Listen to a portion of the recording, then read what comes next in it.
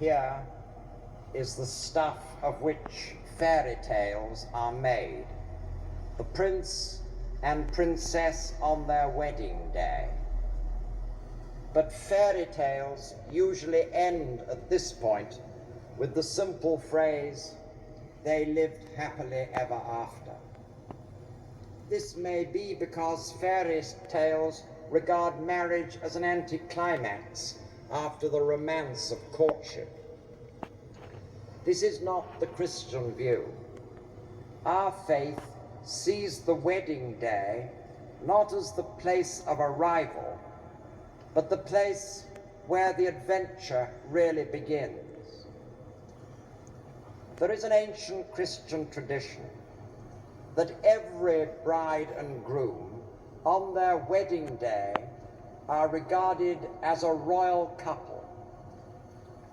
To this day, in the marriage ceremonies of the Eastern Orthodox Church, crowns are held over the man and woman to express the conviction that as husband and wife, they are kings and queens of creation. As it says of humankind in the Bible, "Thou crownedst him with glory and honor, and didst set him over the work of thy hands." On a wedding day, it is made clear that God does not intend us to be puppets, but chooses to work through us, and especially through our marriages, to create the future of his world. Marriage is, first of all, a new creation for the partners themselves. As husband and wife live out their vows, loving and cherishing one another, sharing life's splendors and miseries, achievements and setbacks, they will be transformed in the process. A good marriage is a life, as the poet Edmund Muir says, where each asks from each what each most wants to give, and each awakes in each what else would never be. But any marriage which is turned in upon itself, in which the bride and groom simply gaze obsessively at one another, goes sour after a time. A marriage which really works is one which works for others. For marriage has both a private face and a public importance. If we solved all our economic problems and failed to build loving families, it would profit us nothing, because the family is the place where the future is created good and full of love, or deformed.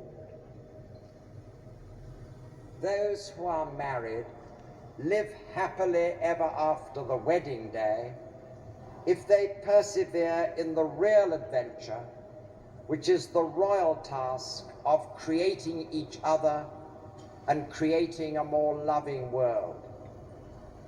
That is true of every man and woman undertaking marriage.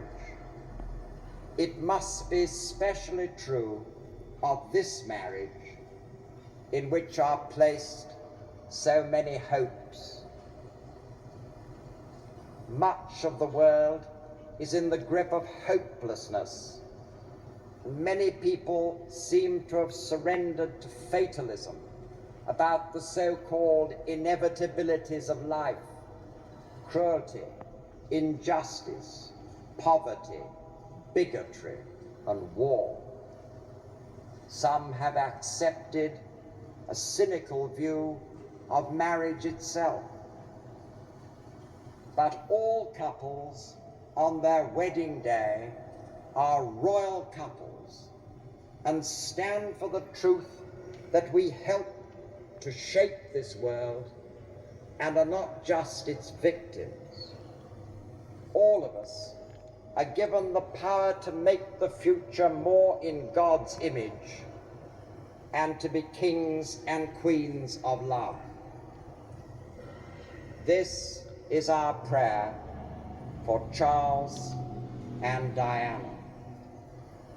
May the burdens we lay on them be matched by the love with which we support them in the years to come. And however long they live, may they always know that when they pledge themselves to each other before the altar of God, they were surrounded and supported not by mere spectators, but by the sincere affection and the active prayer of millions of friends. Thanks be to God.